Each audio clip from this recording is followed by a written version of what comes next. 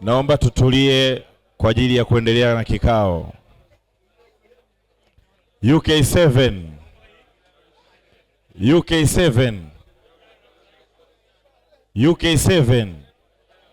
yajayo yanafurahisha.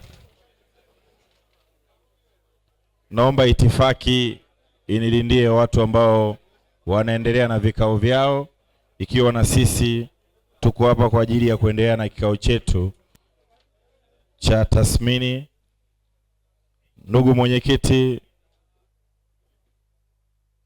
naomba tuendelee na ajenda ambazo tuko nazo mbele hapa, kwa sababu kikao tulikuwa tushakianza na sasa tuko kwenye ajenda ya tathmini ya msiba. Kwa hiyo naomba nimkaribishe mwenyekiti wa msiba huu. Naomba niukaribishe mwenyekiti kwa ajili ya kumkaribisha mwenyekiti wa msiba huu ili tuendelee na ajenda yetu ya tathmini ya msiba. Mwenyekiti, karibu. UK7 yajayo yanafurahisha. Aya, kwa sababu muda sio rafiki, tutumie muda mfupi huu kufanya tathmini ya msiba huu. Nafikiri tusipoteze muda, kikao kilikuwepo. Ninaomba sasa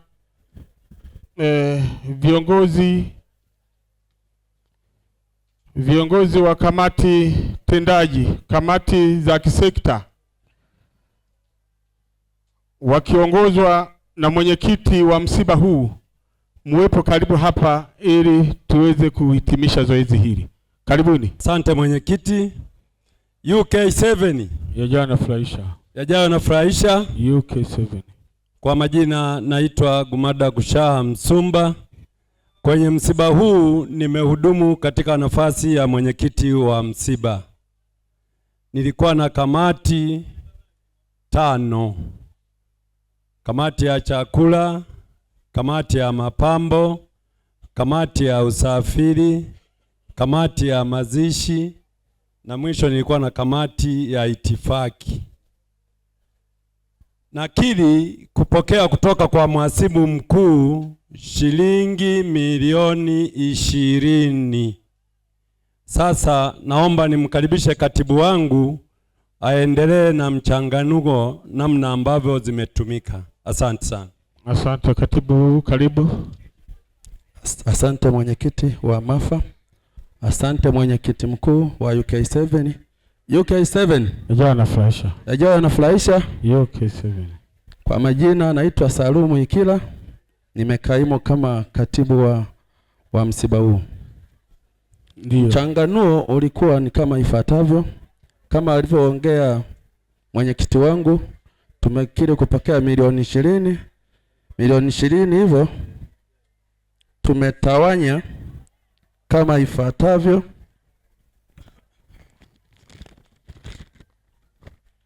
Kamati ya chakula nimeikabidhi milioni 7,015. Kamati ya chakula milioni 7,015. Milioni 7,015. Sawa, tuendelee. Kamati inayofuata ilikuwa ni ya mapambo, ni milioni 8,230. Sawa. Kamati inayofuata ilikuwa ni usafiri, nimeikabidhi milioni 4,500. Ndio. Kamati ya mwisho ambayo ilikuwa kamati namba 4 ni kamati ya mazishi. Sawa. Ambayo haikuwa na bajeti. Ikafuatiwa na itifaki. Haikuwa na bajeti. Bajeti yao ilisimamia familia yote. Sawa. Tuendelee. Ikafuata kamati ya itifaki. Ndio. Na itifaki na wao hawakuwa na bajeti yoyote. Sawa, twende kazi. Na maana pesa yote ambayo nimehudumu ni milioni 19,745. Kwamba pesa yote ambayo nimehudumu upande wao wote milioni 19,745. Sawa, tulete wa chakula ili walete mchanganuo haraka. Naomba sasa kamati ya chakula, mwenyekiti na katibu wake waje UK7 yajayo yanafurahisha. yajayo yanafurahisha. UK7. Kwa majina naitwa Edward Lugata maarufu Kangi Lugola. Nimehudumu kama mwenyekiti wa chakula. Kwa hiyo naomba nimkaribishe katibu yangu aweze kusoma kilichotumika. Na nilipokea pesa taslimu shilingi milioni 7,15,000. Naomba kuwasilisha. Twende kazi. UK7. Yajayo yanafurahisha. Kwa majina naitwa Anthony Elasto Migwata. Ndio. Mwana UK7 kutoka kanda ya Kahama. Sawa. Nimehudumu kama katibu wa upande wa chakula. Sawa. Kama mwenyekiti alivyosema, nimepokea shilingi milioni 7,15,000. Ndio. Na nimetumia kiasi cha shilingi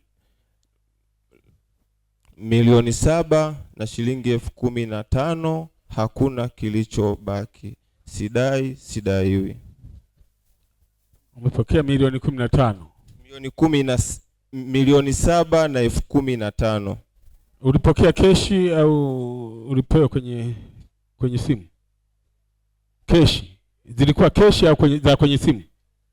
Zilikuwa kwenye simu. Halafu ukatumia milioni 15. Nilipokea milioni 7 na 15,000. Sawa. Nimeshakuelewa. Mlikuwa na wajumbe wangapi? Wajumbe tulikuwa 8. Wajumbe wa 8. Wote wamehudumu sawa? Tuliofika tulikuwa wajumbe 7, mjumbe mmoja alikuwa na uzuru. Aya. Mjumbe mmoja alikuwa na uzuru. Wajumbe wa UK7 huyu amepewa milioni 7 na 15,000 lakini zote zimetumika. Yuko sawa kutumia zote? Yuko sawa? Sawa, kama mmekubali wenyewe wenye hela kwamba yuko sawa, mpigieni makofi. Haya. Twende kazi. Muwasilishe hizo document, muwasilishe hapa. Mheshimiwa Mwenyekiti, ni kamati ya mapambo. Kamati ya mapambo, karibu. Yajayo yanafurahisha. Kwa majina naitwa Makoe Mayengo, UK7 kanda ya Kahama. Sawa. Nimesimama kama msiba huu mwenyekiti wa mapambo nikiwa na katibu wangu ambaye yuko hapa mkono wa kulia. Nakiri kupokea milioni 8,230,000. Naomba katibu atoe mchanganuo wa matumizi. Asante. Hii kamati ilikuwa na wasomi sana, inawezekana mapambo yatakuwa mazuri. Karibu katibu. Nashukuru Mheshimiwa Mwenyekiti. Sawa. UK7 yajayo yanafurahisha. Yajayo yanafurahisha. UK7. Kwa majina naitwa Saleh Makindo. Nimesimama katika kamati ya mapambo nikiwa katibu. Nakiri kupokea shilingi milioni 8,230,000 kutoka kwa mwenyekiti wangu wa mapambo. Mchanganuo wake, matumizi tumetumia shilingi milioni 8,210,000 na tukabakiwa na shilingi 20,000. Lakini pia tulikuwa na wajumbe 6. Wajumbe 2 walikuwa na uzuru, lakini wajumbe wengine 4 wote tumehudhuria na tumehudumu. Naomba kuwasilisha mwenyekiti. Haya, wajumbe, mapambo yalikuwa safi? Yalikuwa safi? Ni safi? Basi kama mapambo yalikuwa safi, tuwape maua yao. Haya, twende kazi. Kamati inayofuata ni kamati ya usafiri. Kamati ya usafiri, karibu. Kiti. Asante mwenyekiti, meza kuu wote. Kwa majina naitwa Singu Doro Nyoda. Ndio. Nilikuwa mwenyekiti wa usafiri. Sawa. Nilikuwa na wajumbe 5. Sawa. Nakiri kupokea milioni 4,500,000. Sawa. Kwa mchanganuo naweza nimkabidhi katibu wangu. Sawa. Bwana Mpini. Karibu sana katibu. Asante mwenyekiti wangu. UK7. Yajayo yanafurahisha. UK7. Kwa majina naitwa Mpunzi Nsailwa. Nimehudumu katika sekta ya usafiri kwa sekta ya ukatibu. Nakiri kupokea milioni 4,500,000 kutoka kwa mwenyekiti wangu. Ndio. Kwa mchanganuo wake ni milioni 4, matumizi milioni 4,485,000. Nimebakiwa na shilingi 15,000. Naomba kuwasilisha. Haya, hao wa usafiri wametusafirisha vizuri, wako sawa sawa Haya, usafiri safi. Haya, tuwape maua yao. Kamati nyingine? Kamati inayofuata ni kamati ya mazishi. Kamati ya mazishi. Vijana furahisha. Kwa majina naitwa Mazoya Kambeja. Ndio. Nimehudumu kama mwenyekiti wa mazishi. Sawa. Kamati yetu ilikuwa na bajeti 0. Sawa. Sisi tulishirikiana na familia kwa ajili ya ujenzi kule, lakini bajeti yake ilikuwa 0. Ilikuwa 0. Haikuwa 0 bana. Itakuwaje 0? Kama mlitumia sema sio za huku, mlitumia zingine. Sio za huku. Haya, tuendelee. Namkaribisha katibu wangu. Haya. Hebu soma matumizi katibu moja kwa moja kwamba mmetumia nini na nini. Kwa majina naitwa Nyasiru Mang'oma. Sawa. Kazi yetu ilikuwa ni kuishauri familia ili kaburi lisiwe dogo au lisiwe kubwa. Kwa hiyo hatukuwa na mengi pale, kazi yetu ni kushauri. Kuna kaburi dogo. Wajumbe tulikuwa 4. Ndio. 3 tumehudumu vizuri wote. Sawa. Mmoja alikuwa na uzuru. Haya, asante. Mlimruhusu? Tulikubaliana naye na aliomba ruhusa kwa uongozi. Sawa. Basi hao si wanastahili pongezi. Tuwapongeze, tuwape maua yao. Haya, kamati nyingine? Kamati inayofuata ni kamati ya itifaki. Haya, itifaki karibu. Doto. Sawa. Mwenyekiti wa itifaki kanda ya Kahama UK7. Ndio. Nakiri kuhudumu. Ndio. Vijana wamefanya vizuri. Sawa. Haina tatizo kila kitu. Sawa. Lakini na katibu wangu. Ndio. Anisaidie. Haya. UK7. Yaje wanafurahisha. Kwa majina naitwa Msangasa. Ndio. Nimehudumu kama katibu. Sawa. Wa itifaki. Sisi kama wazee wa itifaki hatukuwa na hela ya aina yoyote, isipokuwa sisi tulikuwa washauri. Kamati nyingine? Kamati nyingine, mheshimiwa mwenyekiti, nafikiri hapa tumefikia mwisho.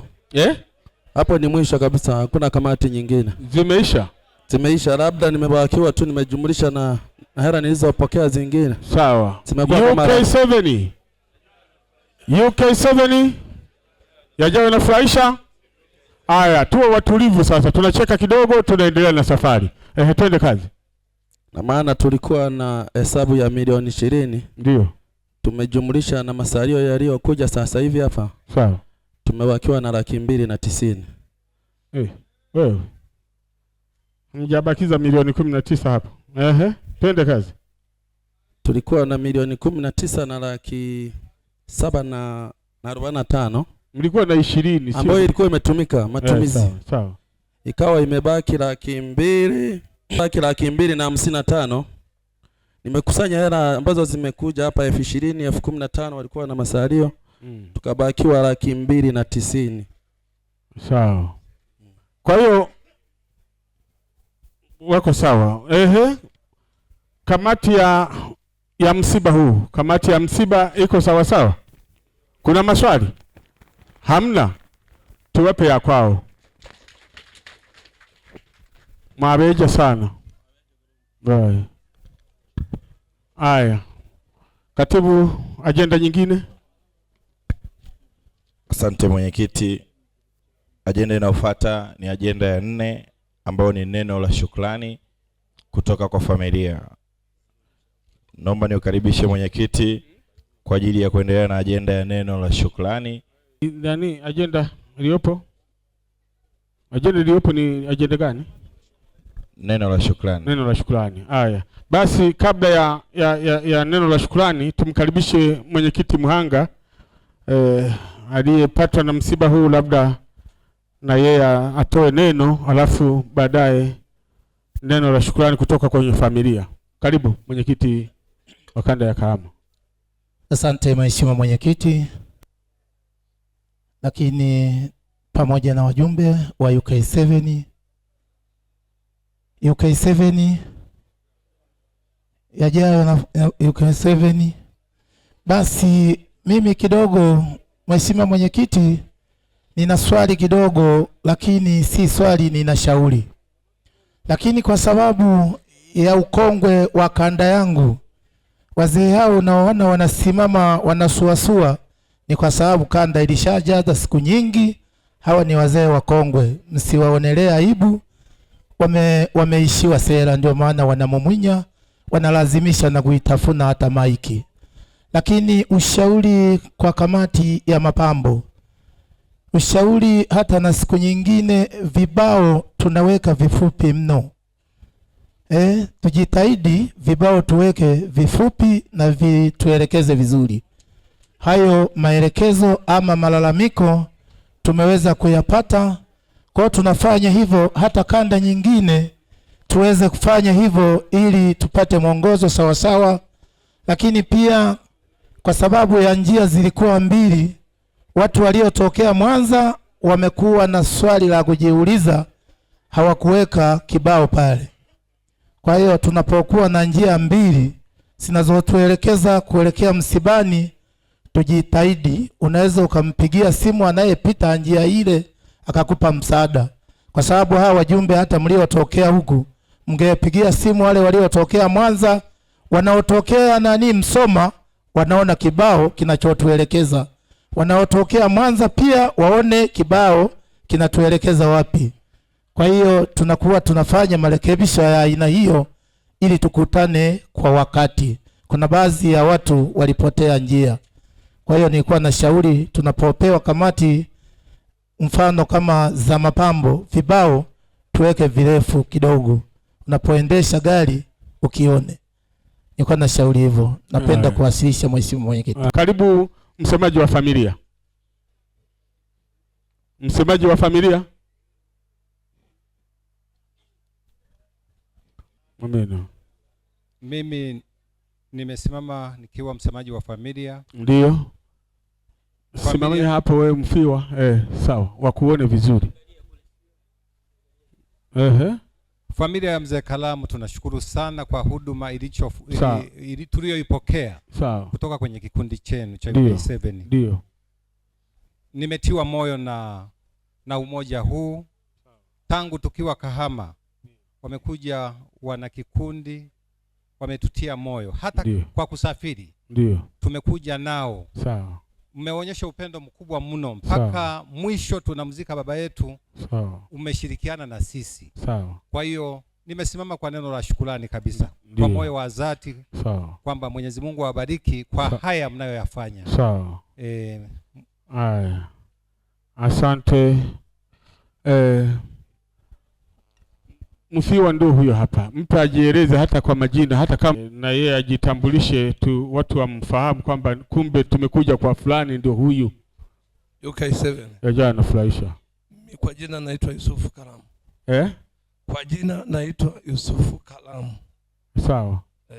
Mimi nimefurahi wenzangu kuja kunipa company kwenye msiba wa baba yangu. Nimefurahi sana. Sawa.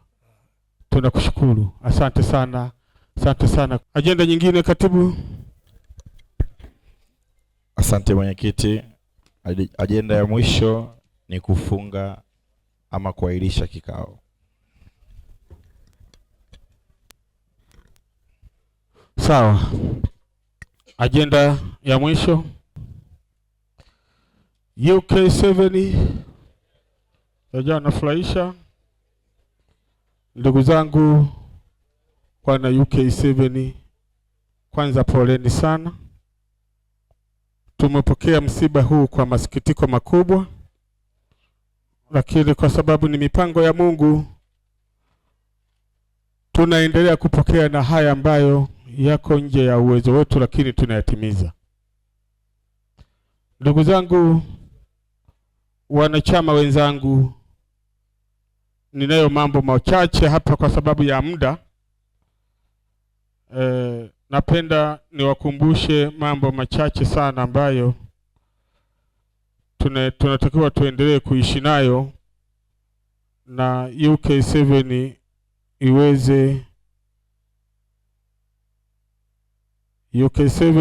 iweze kusonga mbele kwa kiwango kile ambacho tunakihitaji.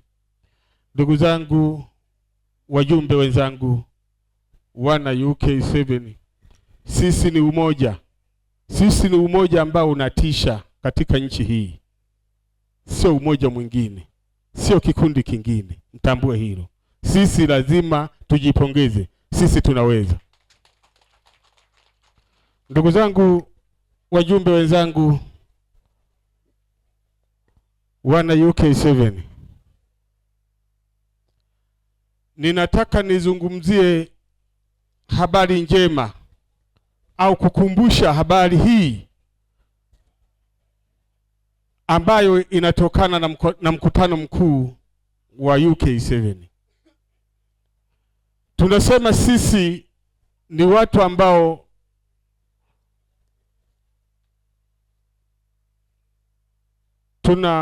tuna uwezo mzuri wa kufanya mambo vizuri kuliko aina yoyote au vikundi vyote Tanzania.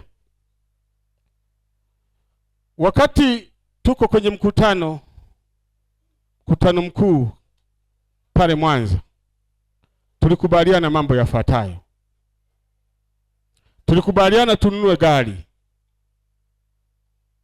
gari ambayo itakuwa inasafirisha yani vitu vyetu hivi ambavyo tayari tuko navyo.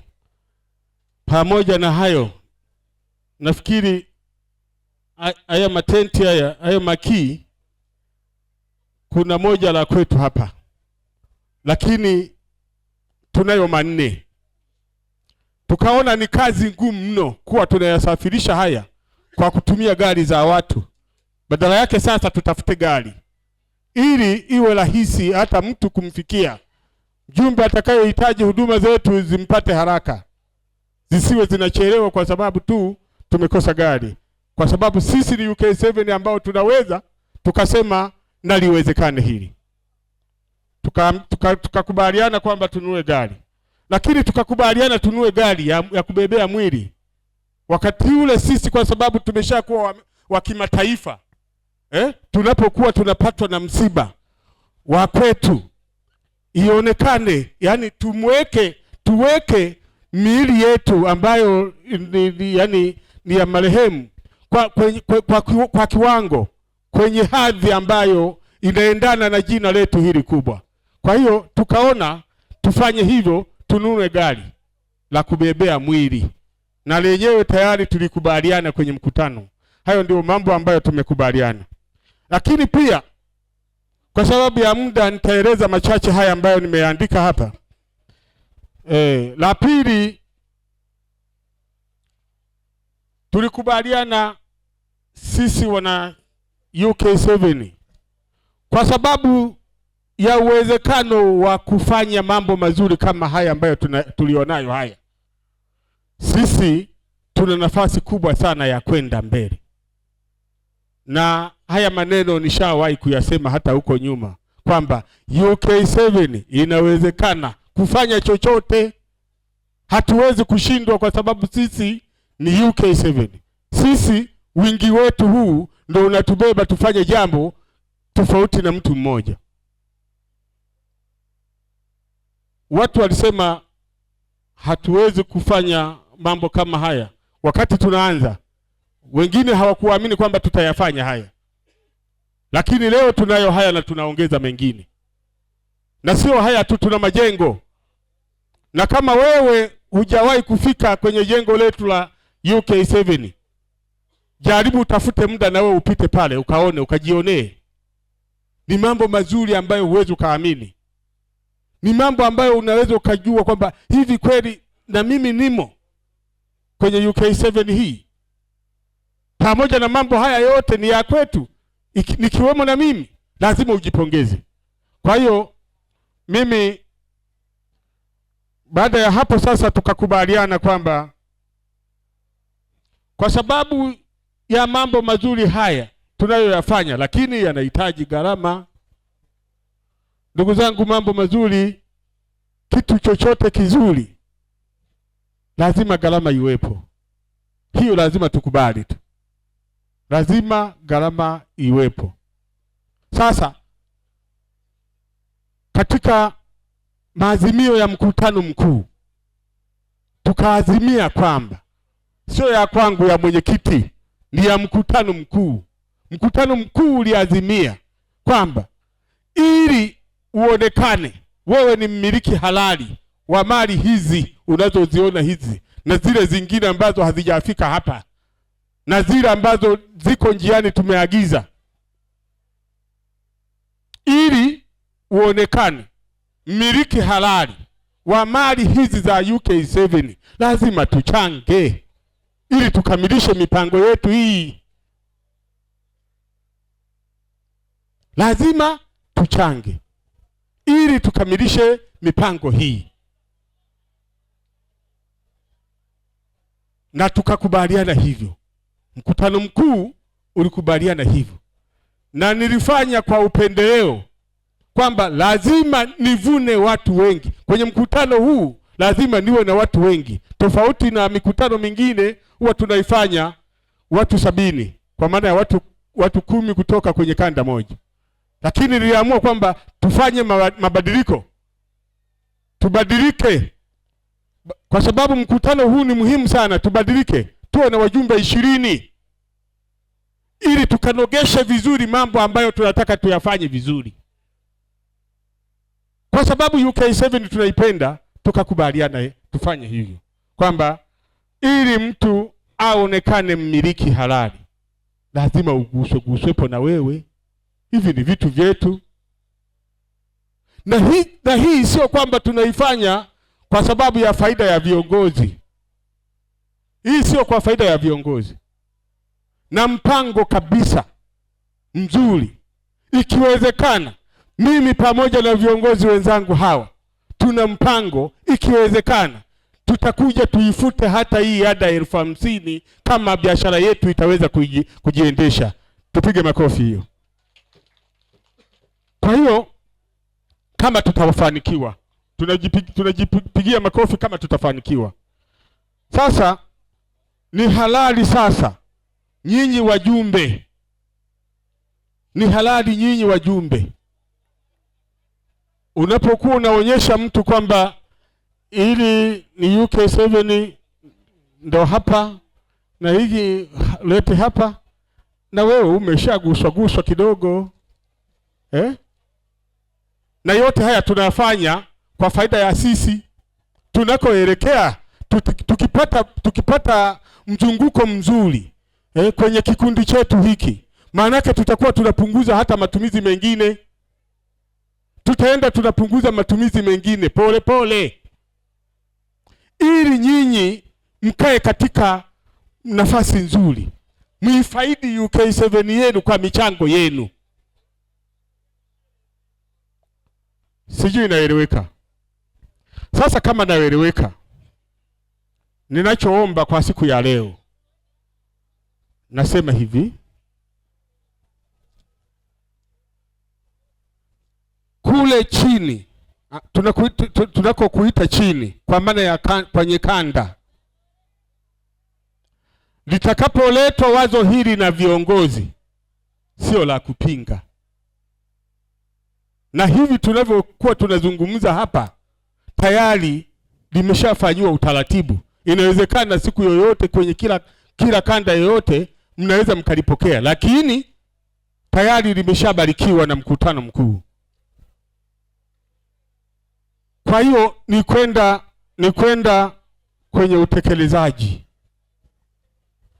mkalipokee vizuri, sio mkaanzishe vita huko. Hatutaki tena vita. Hatutaki vita kwa sababu tunaipenda UK7 na matunda haya hapa tunayaona. Wote tunaona matunda ya UK7.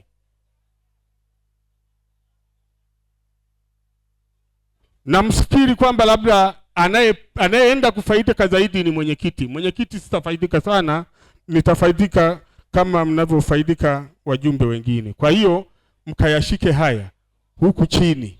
Viongozi wenzangu, nendeni mkakae vikao. Mkahakikishe maazimio ya mkutano mkuu mnayafanyia kazi kwa wakati, kwa sababu muda sio rafiki. Na haya tunayafanya tukiwa tunajua kabisa sisi ni watu wazima. Msifikiri labda kwamba tumekosea njia. Njia ni ile ile ya kuiendeleza UK7 yetu iendelee kupanuka. Kwa sababu siku moja nililetewa kesi ya mtu kwamba yeye amejitoa. Sasa mjumbe amejitoa. Sasa na spidi hii tulionayo ni kwa ajili ya kumkomoa yule anayeweza kujitoa. Kwa ajili ya kumkomoa yule anayeweza kujitoa kwenye chama hiki. Kama sisi tutakuwa tumevuna mavuno makubwa. Sasa yeye anapokuwa anataka kutoka, atoke, lakini huku anaangalia hivi vyote hivyo ndo nawaachia akina fulani. Kwa hiyo lazima ajutie mambo kama hayo wakati anaenda kujitoa. Na mtu ili asijitoe lazima tuonyeshe kwa matendo haya. Hatuwezi kuzuia mtu kujitoa. Ukitaka kutoka hata leo unatoka. Ninavyojua mimi hatuna hasara. Hasara haitakuwepo. Badala yake sisi tutakuwa na faida.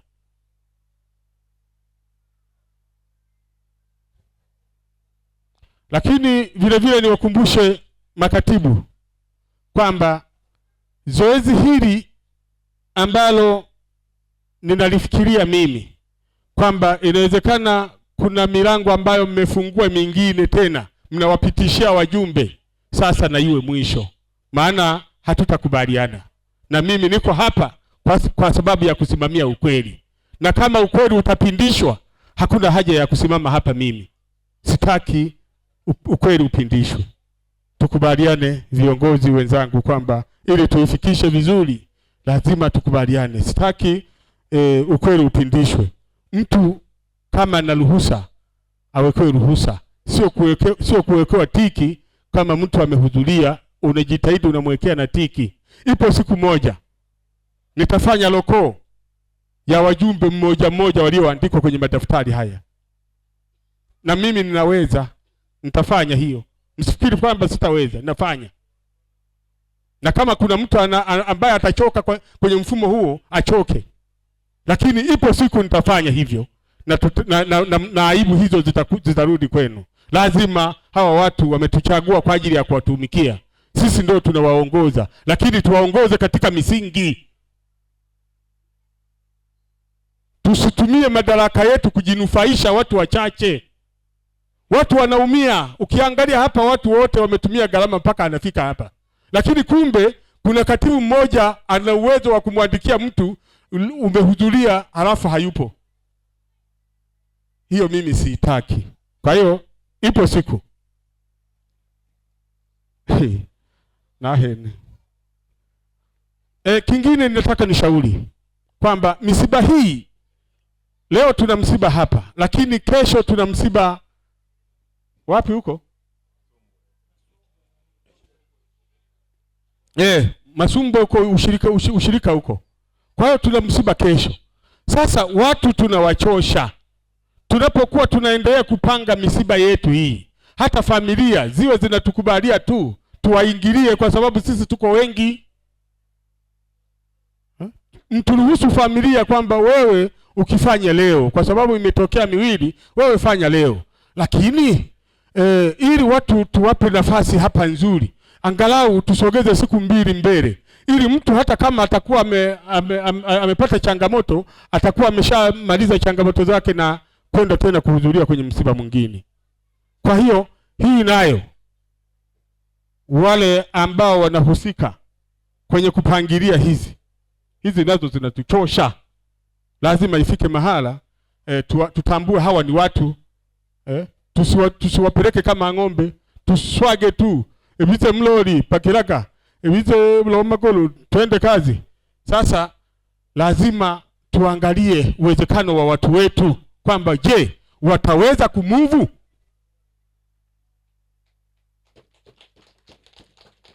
Mimi nafikiri hili nalo tuliangalie kwa macho yote hayo.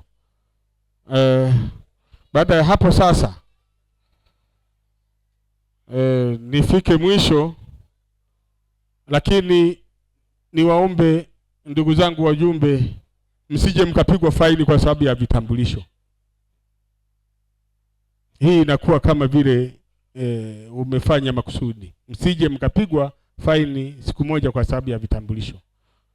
Kwa hiyo mjitahidi kuwa mnavivaa vitambulisho vyenu ili msije kuingia kwenye makosa ya nidhamu bila kujua.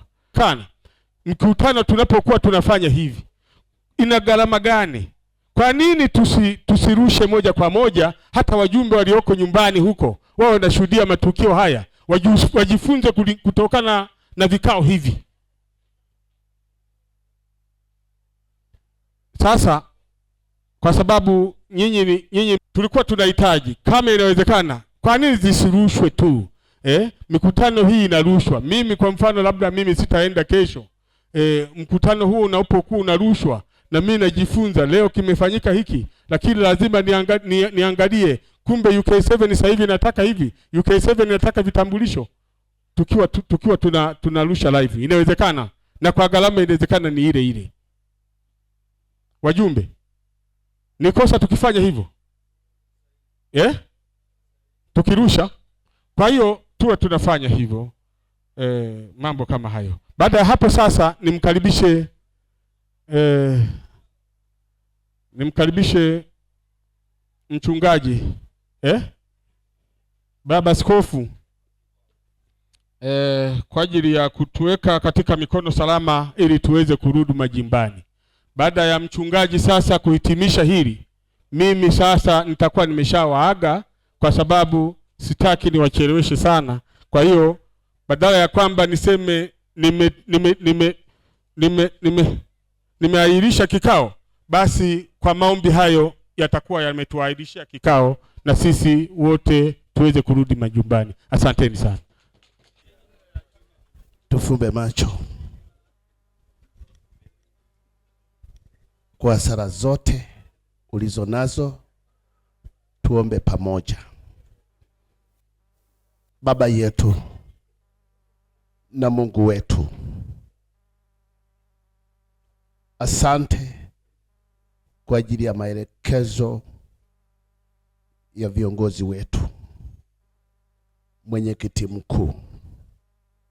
Mungu ulimwandaa pamoja na viongozi wa sekta zote.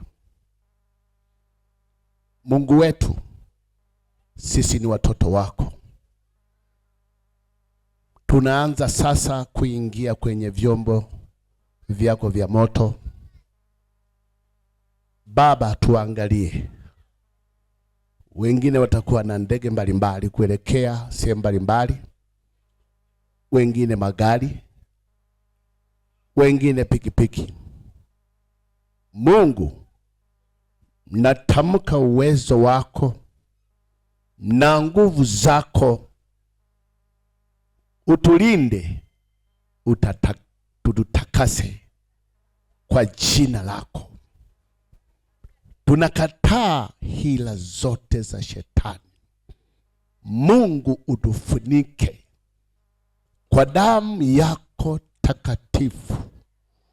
Baba yetu, ulikufa msalabani, lakini yote ulisema yote yamekwisha. Na sisi tumetamka kama ulivyosema, tukikuomba yote yanakwisha. wewe utakuwa dereva wa magari yetu, utawaongoza madereva wote, utaketi nao na wote tutafika salama, kwa jina la Baba na la Mwana na la Roho Mtakatifu. Wote tuseme amen. Mungu abariki sana.